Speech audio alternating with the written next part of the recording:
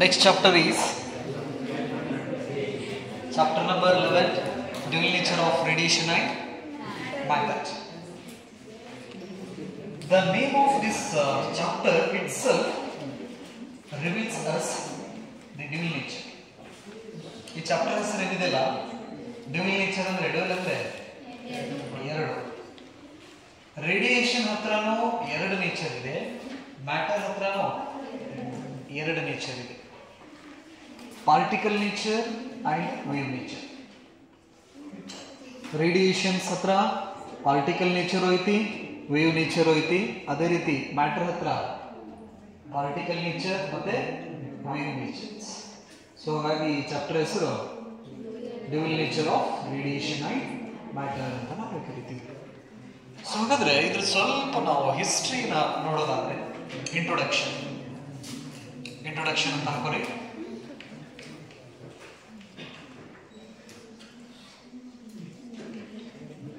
Introduction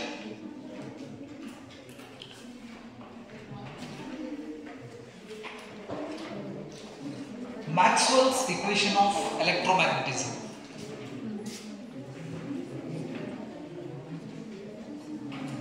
Maxwell's equation of electromagnetisms.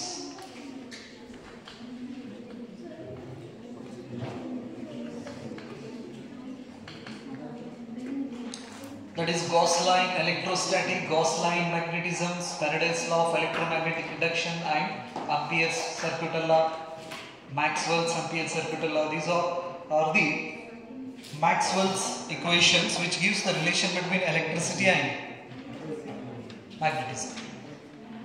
Next, Hertz experiment.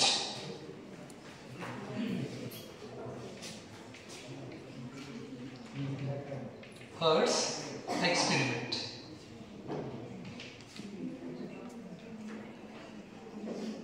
So ಹಾಗಾದ್ರೆ Hertz experiment electromagnetic wave generation ಮತ್ತೆ detection ಅಂದ್ರೆ production ಮತ್ತೆ propagation and detections experiment ಅಂತ ನಾವು ಕರಿತೀವಿ. ಯಾವುದು hertz.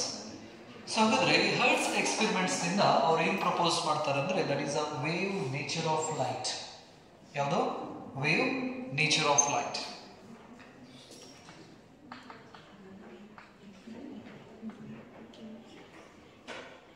Wave nature of light.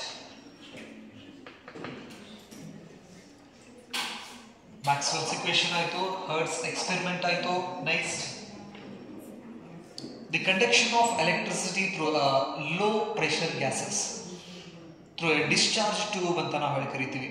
So ಅಂದ್ರೆ ಈ 19th ಸೆಂಚುರಿ ಒಳಗಡೆ ಆದಂತಹ ಇವೆಲ್ಲ ಡಿಸ್ಕವರೀಸ್ ಮತ್ತೆ ಎಕ್ಸ್ಪೆರಿಮೆಂಟ್ಸ್. ಈ ಎಕ್ಸ್ಪೆರಿಮೆಂಟ್ಸ್ ನಿಂದ ನಮಗೆ ಈ dual nature of radiation and matters, radiation has a dual nature and matter has dual nature ಅನ್ನೋದನ್ನ ನಾವು ಪ್ರೂವ್ ಮಾಡ್ಕೋತೀವಿ. ಸೊ ಹಾಗಾದ್ರೆ in the 19th century conduction of electricity. Next third point ಬರ್ಕೋರಿ.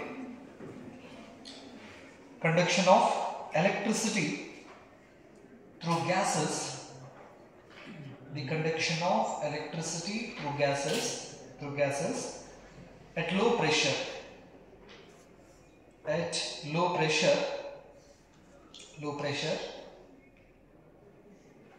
in a discharge tube. Low pressure in a discharge tube led to many historic discoveries.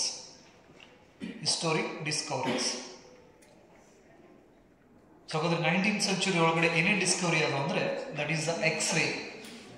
ಯಾರು discovery ಮಾಡಿದ್ರು? Roentgen, right? ಹೊರಗಡೆ ಬರಲಿ. Discovery X-ray was discovered by Roentgen in the year of 1895. In the year of 1895 ಯಾವ್ರೇನ ಎಕ್ಸ್ರೇನ Discovery ಮಾಡಿದವರು ರಾಂಟೋಸನ್.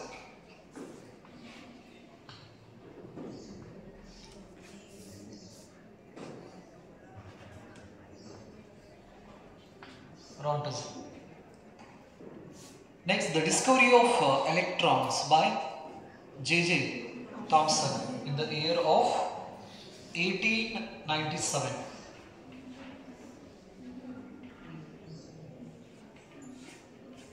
Electron, J.J. Thomson.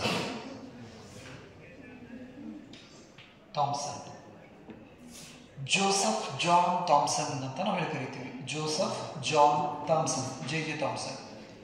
So these are the milestones which helps us to understand the atomic structure. ಇವೆಲ್ಲ ಏನಿದಾವಲ್ಲ ಇವೊಂಥರ 19ನೇ ಶತಮಾನದೊಳಗಡೆ ಆದಂತಹ ಒಂದು important discoveries ಅಂತ ನಾವು ಹೇಳ್ಬೋದು. ಈ discoveries ದಿಂದ ನಾವು ಅಟಾಮಿಕ್ ಸ್ಟ್ರಕ್ಚರ್ ಅನ್ನ ನಾವು ಏನ್ ಮಾಡ್ತೀವಿ, ಅಂಡರ್ಸ್ಟ್ಯಾಂಡ್ ಮಾಡ್ಕೋತೀವಿ. ಸೊ ಹಾಗಾದ್ರೆ in the 19th century they performed some experiments through discharge tubes, a low pressure gases in the discharge tube. ಈ discharge ಟ್ಯೂಬಿಗೆ external electric field na, this is the low pressure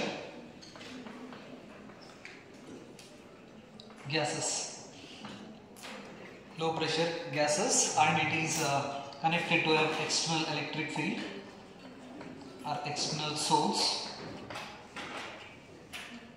So when we connect this external source to these low pressure gases, they observe a fluorescent glow in this discharge tube. So ಒಂದು ಕಡೆ ಆನೋಡು, ಇನ್ನೊಂದು ಕಡೆ ಕ್ಯಾಥೋಡು.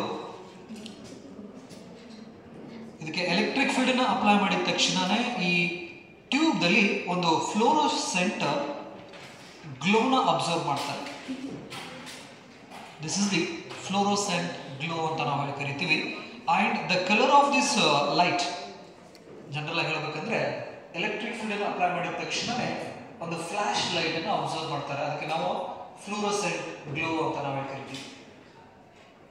The color of that fluorescent glow depends on the nature of the glass we used in this discharge tube experiments. So ಹಾಗಾದ್ರೆ ಈ fluorescent light ಏನಿದೆಯಲ್ಲ ಇದ್ರ colour ಎದ್ರ ಮೇಲೆ ಡಿಪೆಂಡ್ ಆಗಿರ್ತೈತೆ ಅಂದ್ರೆ ಈ ಗ್ಲಾಸ್ ಟ್ಯೂಬ್ ಅನ್ನ ನಾವು ಯಾವ್ದನ್ನ ಯೂಸ್ ಮಾಡಿರ್ತಾವಲ್ಲ ಅದ್ರ ಮೇಲ್ಗಡೆ ಡಿಪೆಂಡ್ ಆಗಿರ್ತೈತೆ. ಅವ್ರು ಯೂಸ್ ಮಾಡಿದ್ದು soda glass. In case example ತಗೊಂಡ್ರೆ ಸೋಡಾ ಗ್ಲಾಸ್ ನ ಯೂಸ್ ಮಾಡಿದ್ರೆ ಯೆಲ್ಲೋಯಿಶ್ ಗ್ರೀನ್ ಕಲರ್ ಒಂದು ಲೈಟ್ ಬರ್ತೈತೆ ನಮಗೆ, ಯೆಲ್ಲೋಯಿಶ್ ಗ್ರೀನ್ ಕಲರ್ ಲೈಟ್. ಅದಕ್ಕೆ ನಾವು ಫ್ಲೋರೋಸೆಂಟ್ ಗ್ಲೋ ಅಂತ ನಾವು ಹೇಳಿ ಕರಿತೀವಿ. ಸೊ ಹಾಗಾದ್ರೆ ಈ ಫ್ಲೋರೋಸೆಂಟ್ ಗ್ಲೋಗೆ ಕ್ಯಾಥೋಡ್ ಕಡೆಯಿಂದ ಇದು C stands for what, that is the cathode ಅಂತ ನಾವು ಹೇಳಿ ಕರಿತೀವಿ. ಆ ಕ್ಯಾಥೋಡ್ ದಿಂದ ಆ ಲೈಟ್ ಫ್ಲಾಶ್ ಬರೋದ್ರಿಂದ ಇದಕ್ಕೆ ಕ್ಯಾಥೋಡ್ ರೇಸ್ ಅಂತ ಏನ್ ಮಾಡಿದ್ರು, ಹೆಸರಿಟ್ರು. ಯಾರಂದ್ರೆ ದಟ್ ಇಸ್ ವಿಲಿಯಂ ಕ್ರಾಕ್ಸ್ ಅಂತ ನಾವು ಹೇಳಿ ಕರಿತೀವಿ. William Crookes discovered this cathode rays in the year of 1870s. 1870 ಒಳಗಡೆ ವಿಲಿಯಂ ಕ್ರಾಕ್ಸ್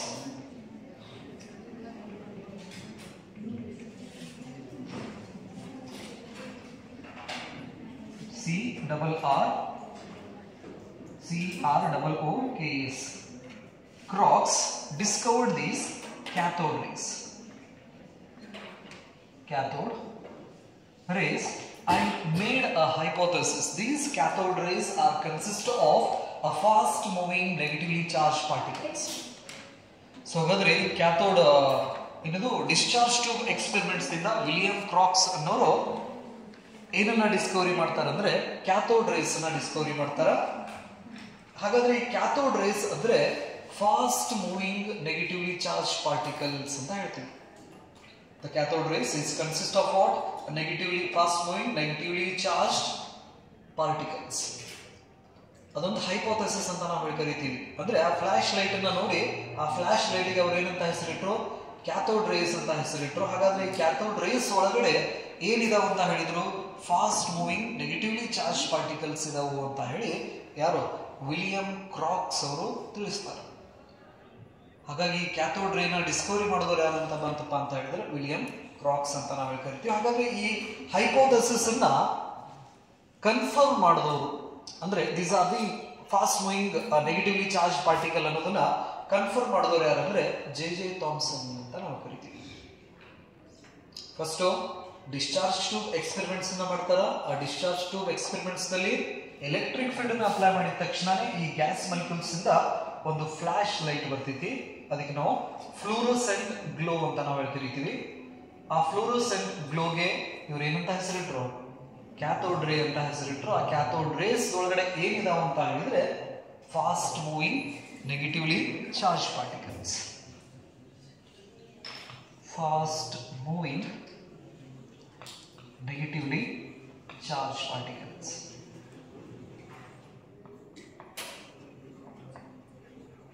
ಪಾರ್ಟಿಕಲ್ಸ್ ಇದಾವ ಅಂತ ಹೇಳಿದ್ರು ವಿಲಿಯಂ ಕ್ರೋಕ್ಸ್ ಅವರು. ಅದನ್ನ ಜೆ ಥಾಮ್ಸನ್ ಅವರು in the year of 1897 confirmed that hypothesis. That was done by William Crookes.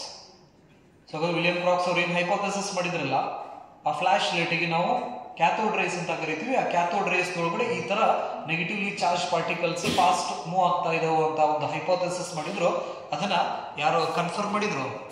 J Thomson ಅವ್ರು ಏನ್ ಮಾಡಿದ್ರು, ಅದನ್ನ ಕನ್ಫರ್ಮ್ ಮಾಡಿ ಅವಕ್ಕೆ ಹೆಸರನ್ನು ಕೊಡ್ತಾರೆ. ಈ ವೆಲಾಸಿಟಿ ಸೆಲೆಕ್ಟರ್ ಎಕ್ಸ್ಪೆರಿಮೆಂಟ್ಸ್ ಅನ್ನ ನಾವು ಸ್ಟಡಿ ಮಾಡಿದ್ವಿ. when we apply a electric and magnetic field to a moving charge, it experiences electric force and magnetic force. So ಹಾಗಾದ್ರೆ by applying the electric field and magnetic field to these cathode rays, the J Thomson confirmed that these are the negatively charged particles. It means the cathode ray consists of what? The negatively charged particles. Okay, ಹೆಸರು ಕೊಡ್ತಾರೆ ಏನಂತ ಹೇಳಿ? Electrons ಅಂತ ಹೇಳಿ. These electrons are the fundamental particles or base particles. What it means? In nature, everything is made up of these particles. Electron ಅಂತ ಹೆಸರು ಕೊಟ್ಟು ಆ ಎಲೆಕ್ಟ್ರಾನ್ ಏನು ಫಂಡಮೆಂಟಲ್ ಪಾರ್ಟಿಕಲ್ಸ್ ಅಂತ ಹೇಳಿ ಕರೀತಾರ. ಫಂಡಮೆಂಟಲ್ ಪಾರ್ಟಿಕಲ್ಸ್ ಅಂದ್ರೆ ಪ್ರತಿಯೊಂದರಲ್ಲಿನೂ ಈ ಎಲೆಕ್ಟ್ರಾನ್ಸ್ ಇದ್ದ ಇರ್ತೈತಿ. ಏನ್ ಅಟಮ್ಸ್ ಏನ್ ನೇಚರ್ ಒಳಗಡೆ ನಾವು ಮ್ಯಾಟರ್ ನೋಡ್ತೀವಲ್ಲ, ಆ ಮ್ಯಾಟರ್ ಒಳಗಡೆ ಎಲೆಕ್ಟ್ರಾನ್ ಇದ್ದ ಇರ್ತೈತಿ. ಹಾಗಾಗಿ ಇದಕ್ಕೆ ನಾವು ಫಂಡಮೆಂಟಲ್ ಪಾರ್ಟಿಕಲ್ ಅಂತ ಕರೀತಾರೆ. ಇನ್ ದ ಇಯರ್ ಆಫ್ 1906 1906 ಒಳಗಡೆ ಈ ಎಲೆಕ್ಟ್ರಾನ್ ನ ಡಿಸ್ಕವರಿ ಮಾಡಿದ್ದಕ್ಕೆ ಅವರಿಗೆ ನೋಬೆಲ್ ಪ್ರೈಸ್ ಸಿಗ್ತೈತಿ. ಯಾರಿಗೆ? ಜೆ ಥಾಮ್ಸನ್ ಅಂತ ನಾವು ಹೇಳಿ ಕರಿತೀವಿ. ಸೊ ಹಾಗಾದ್ರೆ ಇವರು ಎಲೆಕ್ಟ್ರಾನ್ ಅಂತ ಹೆಸರು ಕೊಟ್ಟರು ಆ ಕ್ಯಾಥೋಡ್ ರೇಸ್ ನಲ್ಲಿ.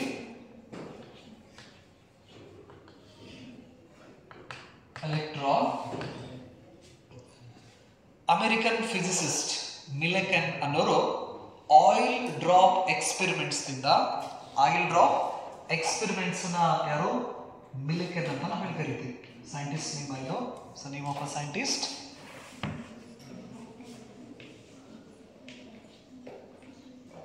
ಮಿಲೆಕನ್. ಅವ್ರ experiment name oil drop experiment ಅಂತ ಕರೀತೀವಿ ನಾವು.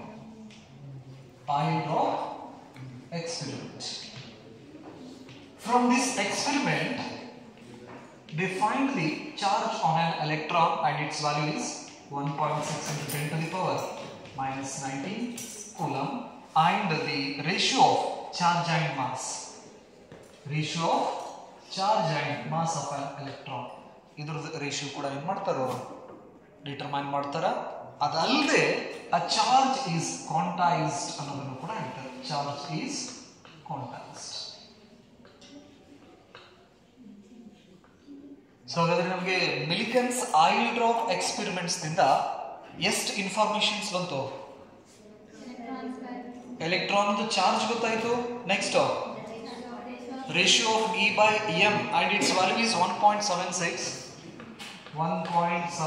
into 10 to the power 11. 1.76 into 10 to the power 11 coulomb per kg. Coulomb per kg. This is the value of what? Ratio of E by M.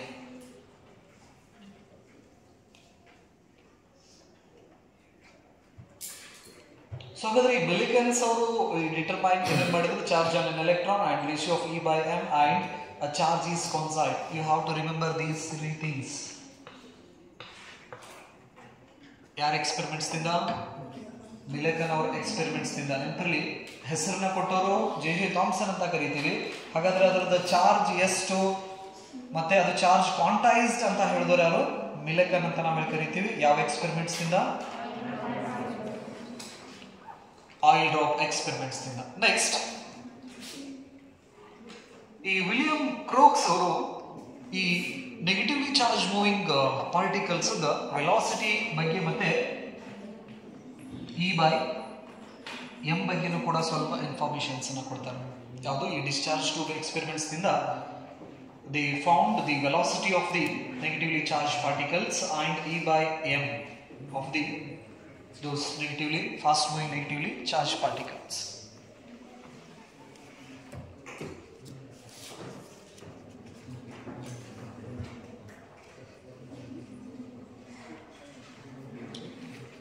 ಇದು 19ನೇ ಶತಮಾನದೊಳಗಡೆ ಆದಂತಹ ಕೆಲವೊಂದಿಷ್ಟು discoveries ಮತ್ತು experiments.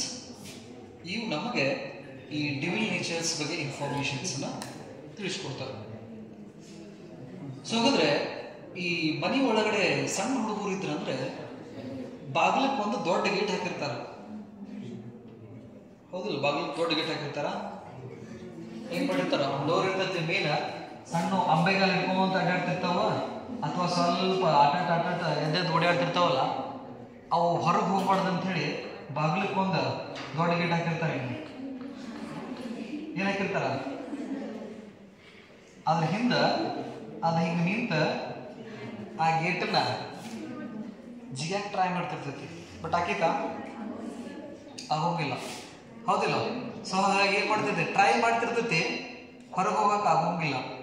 ಒಳಗೆ ಹೋಗಿ 1 ವರ್ಷ 2 ವರ್ಷ ಊಟ ಗೀಟ ಮಾಡಿ ಆಮೇಲೆ ವಾಪಸ್ ಬಂದ ಜಿಗಿದು ಓಡಿರ್ತೈತಿ, ಹೌದಾ?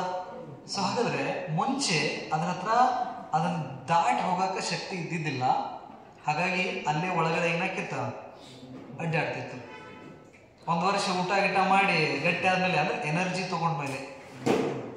ತಗೊಂಡ್ಮೇಲೆ ಸಫಿಷಿಯಂಟ್ ಎನರ್ಜಿ ತಗೊಂಡ್ಮೇಲೆ ಅದನ್ನ ಜಿಗದ ಹೊರಗೆ ನಿಲ್ತಿತ್ತು, ಇನ್ನೊಂದು ಸ್ವಲ್ಪ ಎನರ್ಜಿ ತಗೊಂಡ್ಮೇಲೆ, ಮನ್ಯಾಗ ರೊಕ್ಕ ಒಂದ್ ಸ್ವಲ್ಪ ತಗೊಂಡ್ಮೇಲೆ ಹೊರಗೆ ಜಿಗಿದಲ್ದ ಹೊರಗೆ ಓಡಾಡಕ್ ಚಾಲು ಮಾಡ್ಬಿಡ್ತಿತ್ತು, ಅಂಗಡಿ ಕಡೆ ಐತೆ ಅಂತ ಹೇಳಿ.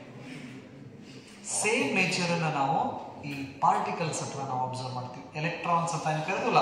ಸೊ ಹಾಗಾದ್ರೆ we can observe the same nature in electrons.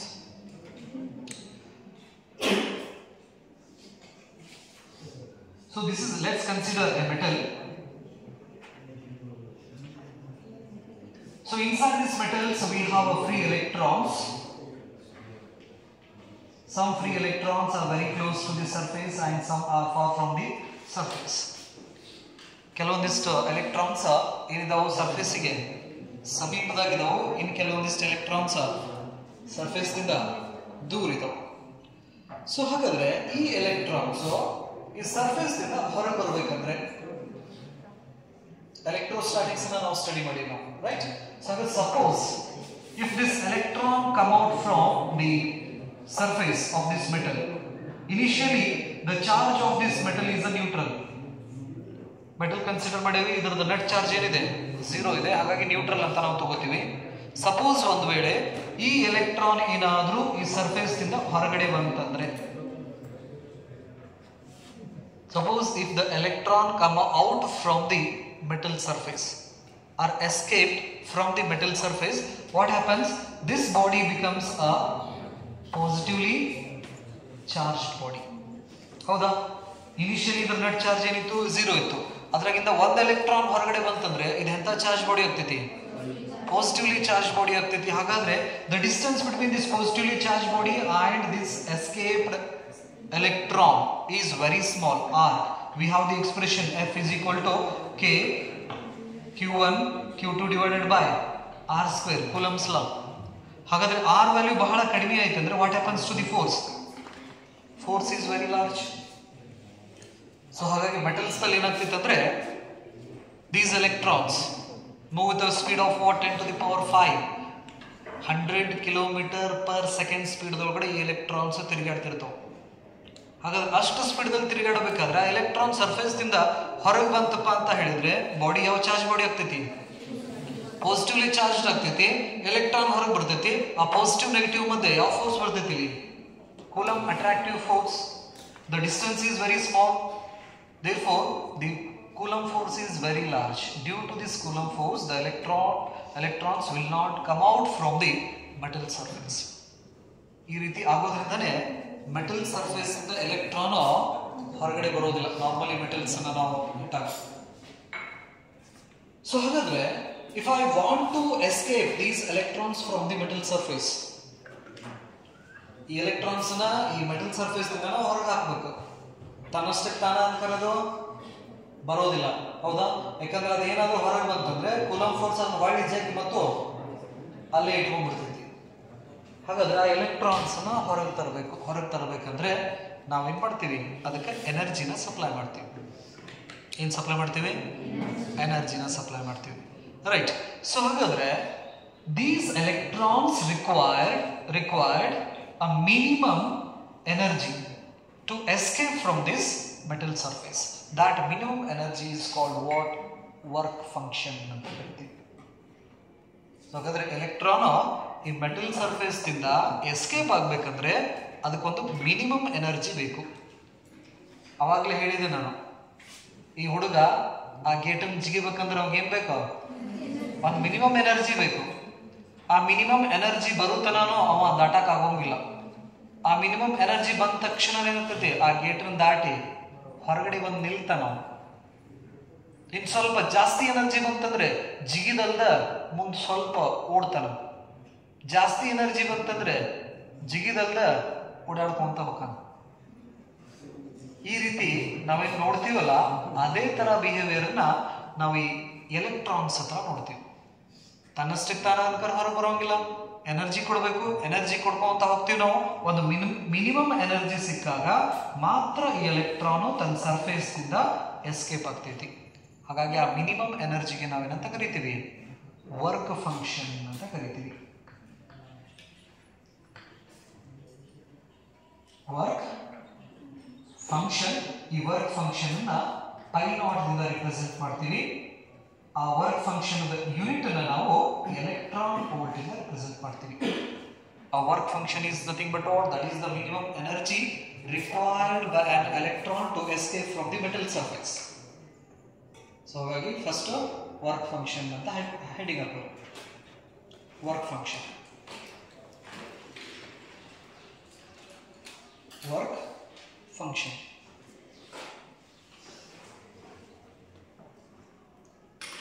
Work function, it is the minimum energy, it is the minimum energy required, it is the minimum energy required by an electron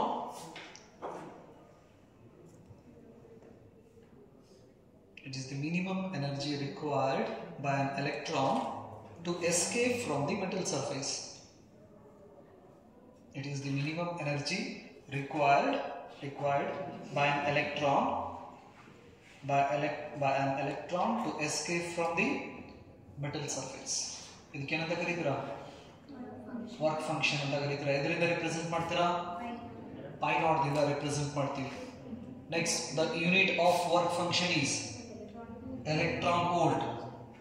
EV ಅಂತ ನಾವು ಹೇಳ್ತೀವಿ, electron volt. So ಹಾಗಾದ್ರೆ 1 electron volt is equal to 1 electron volt is equal to 1 charge on an electron is 1.6 into 10 to the power minus 19 into voltage is 1 volt. We can write 1 electron volt is equal to 1.6 into 10 to the power minus 19 joule. Minus 19 joule.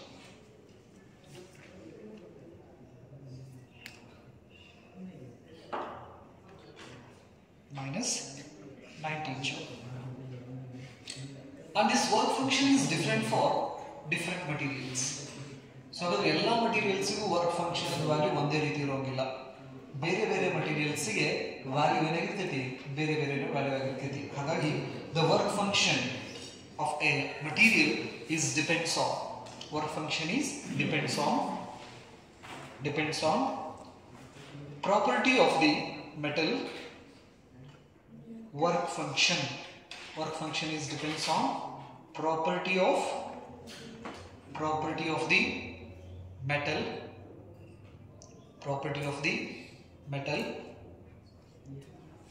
property of the metal, nature of its surface. Nature of its surface.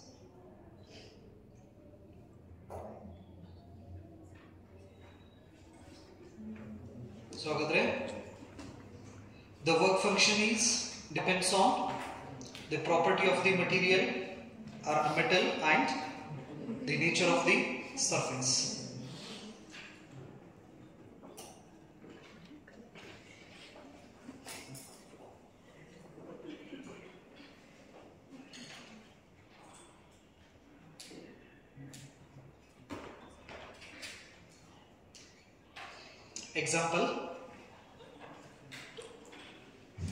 Example ಒಂದು polycrystalline silver.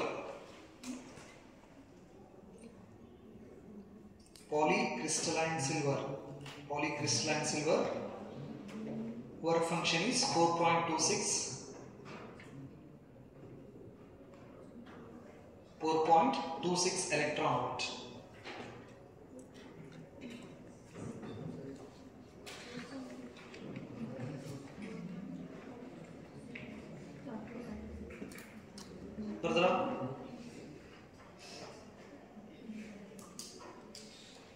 Next on this examples on mercury, copper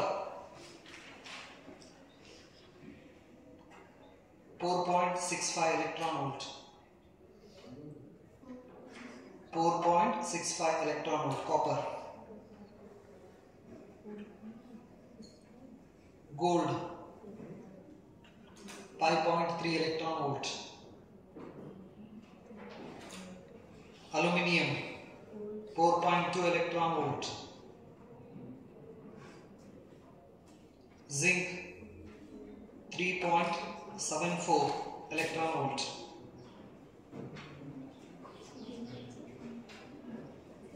Platinum 6.35 electron volt.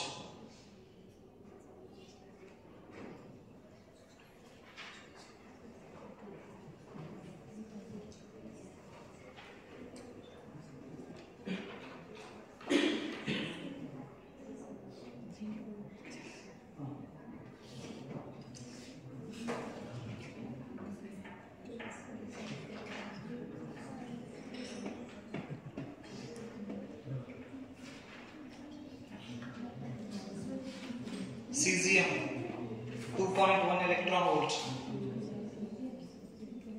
Cesium 2.1 electron volt. Platinum so the list now list ಅನ್ನು observe ಮಾಡಿದ್ರೆ the cesium has least work function, that is 2.1 electron volt, and platinum 6.35 electron volt. ಅಂದ್ರೆ minimum ಮತ್ತೆ maximum ಗೊತ್ತಿರಬೇಕು. Next zinc is 3.63 electrons. So what it indicates, different metals are having different work functions. This work function is depends on the nature of the surface and the property of the metals ಅಂತ ನಾವು ಕರೀತೀವಿ. This is all about what? A work function. Next, types of electron emission. Types of electron emission.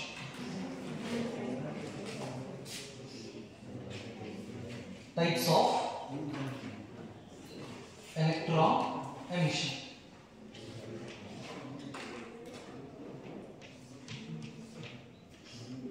So then the list ಮಾಡ್ಕೊಂತ ಹೋಗ್ರಿ. First one is thermionic emission. Thermionic emission.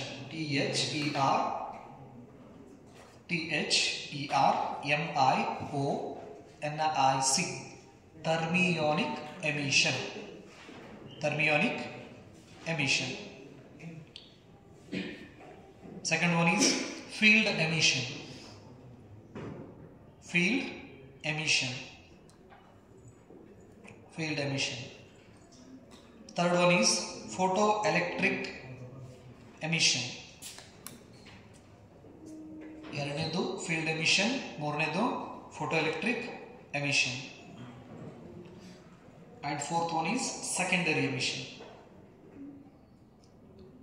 Thermionic emission, field emission, field emission, photoelectric emission and secondary emissions. So these are the different types of electron emissions. So ಹಾಗಾದ್ರೆ ಈ types ಗೆ ನಾವು methods of charging A body ಕೂಡ ಅಂತ ನಾವು ಕರೀಬಹುದು. ಒಂದು objects ನ ನಾವು ಚಾರ್ಜ್ ಮಾಡಬೇಕಂದ್ರೆ ಎಲೆಕ್ಟ್ರಾನ್ಸ್ ನ ರಿಮೂವ್ ಮಾಡಬೇಕು ಅಥವಾ ಎಲೆಕ್ಟ್ರಾನ್ಸ್ ನ ಆಡ್ ಮಾಡಬೇಕು. Conduction, induction and friction. Along these three methods, we have four more methods to make an object as a charged body. One is thermionic emission, field emission, photoelectric emission and secondary emissions. Total ಎಷ್ಟದು 7 method ದಿಂದ ನಾವು ಏನು ಮಾಡಬಹುದು objects ನ charge ಆಗಿ ಮಾಡಬಹುದು. First chapter ಒಳಗಡೆ ನಾವು 3 method ಅನ್ನು ಸ್ಟಡಿ ಮಾಡ್ತೀವಿ, ರೈಟ್? ಇಲ್ಲಿ 4 ಮೆಥಡ್ ಇದಾವೆ. ಇವರಿಂದನೂ ಕೂಡ ನಾವೇನು ಮಾಡ್ಬೋದು ಆಬ್ಜೆಕ್ಟ್ಸ್ ನ, ಯಾಕಂದ್ರೆ ಈ ನ್ಯೂಟ್ರಲ್ ಆಬ್ಜೆಕ್ಟ್ಸ್ ದಾಗಿಂದ ಮೆಟಲ್ ದಾಗಿಂದ ಒಂದು ಎಲೆಕ್ಟ್ರಾನ್ ತೆಗೆದಂದ್ರೂ ಕೂಡ ಇದೆಂತ ಚಾರ್ಜ್ ಬಾಡಿ ಆಗ್ತೈತಿ, ಪಾಸಿಟಿವ್ಲಿ ಚಾರ್ಜ್ ಬಾಡಿ ಆಗ್ತೈತಿ. ಒಂದು ಎಲೆಕ್ಟ್ರಾನ್ಸ್ ಅನ್ನ ನಾವು ಆಡ್ ಮಾಡಿದ್ರೆ negatively charge body. But in electron emissions we are removing electron from the metal surface. So ಹಾಗಾದ್ರೆ ಎಲೆಕ್ಟ್ರಾನ್ ಎಮಿಷನ್ಸ್ ದಲ್ಲಿ ನಾವು ಆಡ್ ಮಾಡೋದಿಲ್ಲ, ಬದಲಿಗೆ ಏನ್ ಮಾಡ್ತೀವಿ, ರಿಮೂವ್ ಮಾಡ್ತೀವಿ, right? So by removing an electrons we can make an object as a charged body. So ಹಾಗಾಗಿ ಇದರ ಕಡೆ ಕೂಡ ಸ್ವಲ್ಪ ಏನಿರಲಿ ಲಕ್ಷ್ಯ ಇರಲಿ. The first type is that is the thermionic emissions. So thermionic emissions ದಲ್ಲಿ ನಾವು ಎಲೆಕ್ಟ್ರಾನ್ ಅನ್ನ ಎಮಿಟ್ ಹೆಂಗ್ ಮಾಡ್ತೀವಿ ಅಂದ್ರೆ by supplying a heat to a metal. So ಒಂದು ಮೆಟಲ್ ಗೆ ನಾವು ಹೀಟ್ ಮಾಡೋದ್ರಿಂದ ಎಲೆಕ್ಟ್ರಾನ್ ಅನ್ನ ಏನ್ ಮಾಡಬಹುದು, ಹೊರಗಡೆ ರಿಮೂವ್ ಮಾಡಬಹುದು.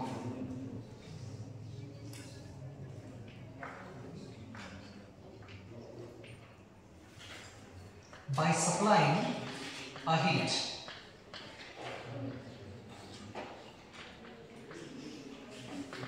by supplying a suitable heat to a metal, we can eject an electron from the metal surface. So ಹಾಗಾದ್ರೆ ಒಂದು ಎಲೆಕ್ಟ್ರಾನ್ಸ್ ನ ಮೆಟಲ್ ಸರ್ಫೇಸ್ ಇಂದ ಹೊರಗಡೆ ತರಬೇಕಂದ್ರೆ ನಾವು ಹೀಟ್ ಮಾಡೋದ್ರಿಂದನೂ ಕೂಡ ಏನ್ ಮಾಡ್ಬೋದು, ಎಲೆಕ್ಟ್ರಾನ್ಸ್ ನ ಸರ್ಫೇಸ್ ಇಂದ ಹೊರಗೆ ತರಬಹುದು. ಈ ಒಂದು ಎಮಿಷನ್ಸ್ ನಾವು ಏನಂತ ಕರಿತೀವಿ, ಥರ್ಮಿಯಾನಿಕ್ ಎಮಿಷನ್ ಅಂತ ನಾವು ಕರಿತೀವಿ. Thermionic emission by giving a suitable heat energy to a metals to eject an electron from the metal surface. Right? Idu thermionic emissions anta navu kariತೀವಿ. The next one is field emissions. By applying a strong electric field to a metal, so metal, this is the external electric field.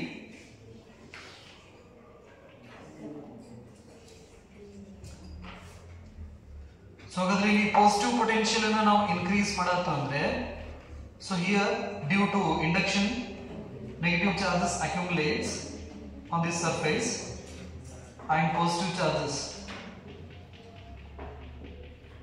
By increasing this electric field we can remove the electron from the metal surface. This process or this emission is called what? Field emission ಅಂತ ಕರೀತೀವಿ. ಅಂದ್ರೆ material ಅನ್ನ ನಾವು electric field ನಡುವೆ ಇಟ್ಟು electric field the strength ಅನ್ನು ನಾವು increase ಮಾಡ್ಕೊಂತ ಹೋದ್ರೆ, in case of metals if the value of this electric field is 10 to the power 8 volt per metre. Metal ಕೇಸಿಗೆ ಬಂದ್ರೆ ನಾವೇನಾದ್ರೂ ಎಲೆಕ್ಟ್ರಿಕ್ ಫೀಲ್ಡ್ ದ ಸ್ಟ್ರೆಂತ್ ಎಷ್ಟು 10 to the power 8 volt per metre ಏನಾದ್ರೂ ನಾವು ಎಲೆಕ್ಟ್ರಿಕ್ ಫೀಲ್ಡ್ ಅನ್ನು apply ಮಾಡಿದ್ವಿ ಅಂದ್ರೆ ಈ ಮೆಟಲ್ ದಲ್ಲಿ ಇರ್ತಕ್ಕಂಥ ಎಲೆಕ್ಟ್ರಾನ್ಸ್ ಆ ಮೆಟಲ್ ಅನ್ನ ಬಿಟ್ಟು ಹೊರಗಡೆ ಎಸ್ಕೇಪ್ ಆಗಕ್ಕೆ ಸ್ಟಾರ್ಟ್ ಆಗ್ತದೆ. ಈ ತರ ಎಮಿಷನ್ಸ್ ಗೆ ನಾವು ಏನಂತ ಕರಿತೀವಿ, ಫೀಲ್ಡ್ ಎಮಿಷನ್ ಅಂತ ಕರಿತೀವಿ. ಇದು ಮೆಟಲ್ಸ್ ಗೆ ಆಯ್ತು. In case of gas 10 to the power 6 volt per metre ಅಂತ ಕರಿತೀವಿ. 10 to the power 6 volt per metre ಕೊಟ್ಟು ಅಂದ್ರೆ ಗ್ಯಾಸ್ ಮಾಲಿಕ್ಯೂಲ್ಸ್ ಎಲೆಕ್ಟ್ರಾನ್ಸ್ ನ ಏನ್ ಮಾಡ್ತಾವ, ಹೊರಗೆ ಹಾಕಕ್ಕೆ ಚಾಲು ಮಾಡ್ಬಿಡ್ತಾವೆ. ಅಂದ್ರೆ ಎಲೆಕ್ಟ್ರಾನ್ ಆ ಗ್ಯಾಸ್ ಮಾಲಿಕ್ಯೂಲ್ ಇಂದ ಹೊರಗಡೆ ಬರಕ್ಕೆ ಸ್ಟಾರ್ಟ್ ಆಗಿಬಿಡ್ತೈತಿ. ಇದು field emissions. Third one is photoelectric emissions. In this photoelectric emission, when a light of suitable frequency falls on a metal surface,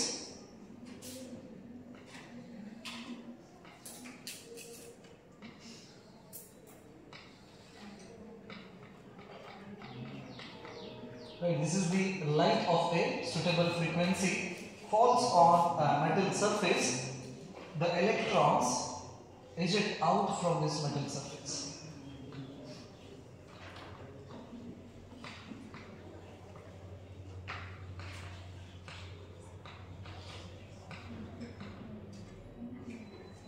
This phenomena, this emission is called what?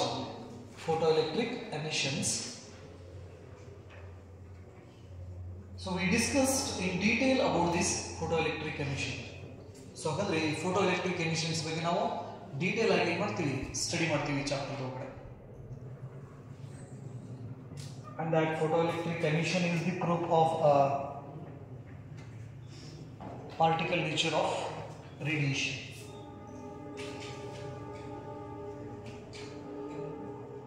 Idindu photoelectric emission, and the electron which are ejected out from that metal surface is called photoelectrons. This is a light of suitable frequency, and these emitted electrons are called photoelectrons.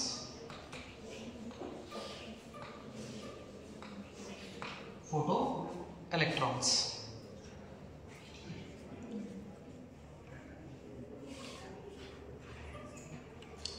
So when light of suitable frequency falls on a photosensitive material, the electrons will ejected out from the metal surface. This phenomena is called what? Photoelectric emission, and the emitted electrons are called photoelectrons. Emitted electrons are called photoelectrons. The next one is secondary emission. Secondary emission.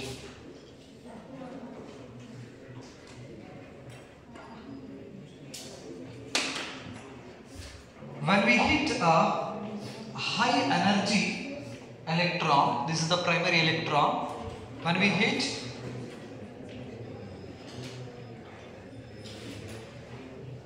high energy electron to a metal, what happens? This electron supplies energy to the electrons which are exist in the metal. These electrons absorb that energy and come out from the metal surface. So ಹಾಗಾದ್ರೆ ಇದು electron ನಿಂದನ electron ಅನ್ನ ಏನು ಮಾಡೋದು, emit ಮಾಡೋ ಕೆಲಸ. High energy electrons ಅನ್ನ ನಾವೇನ್ ಮಾಡ್ತೀವಿ, ಮೆಟಲ್ ಸರ್ಫೇಸ್ ಗೆ ನಾವು ಬಂಬಾರ್ಡ್ ಮಾಡಿದ್ರೆ ಆ ಮೆಟಲ್ ಸರ್ಫೇಸ್ ನಲ್ಲಿ ಇರ್ತಕ್ಕಂಥ ಎಲೆಕ್ಟ್ರಾನ್ಸ್ ಆ ಹೈ ಎನರ್ಜಿ ಎಲೆಕ್ಟ್ರಾನ್ಸ್ ಅದ ಎನರ್ಜಿನ ತಗೊಂಡು ಮೆಟಲ್ ಸರ್ಫೇಸ್ ಅನ್ನ ಬಿಟ್ಟು ಏನಾಗ್ಬಿಡ್ತೈತಿ, ಹೊರಗಡೆ ಬರ್ತೈತಿ. ಹಾಗಾಗಿ ಇದಕ್ಕೆ ನಾವು ಸೆಕೆಂಡರಿ ಎಮಿಷನ್ ಅಂತ ಕರಿತೀವಿ. Secondary emission. Secondary emissions. So these are the some electron emissions. Four types of electron emissions. One is the thermionic emissions, and second one is field emission. Third one is photoelectric emission and secondary emissions. Next, put side heading photoelectric effect. Photoelectric effect. So the next concept ಒಳಗಡೆ ಈ photo electric emission ಏನಿದೆಯಲ್ಲ ಇದ್ರ ಬಗ್ಗೆ ನಾವೇನು ಮಾಡ್ತೀವಿ, detail ಆಗಿ study ಮಾಡ್ತೀವಿ.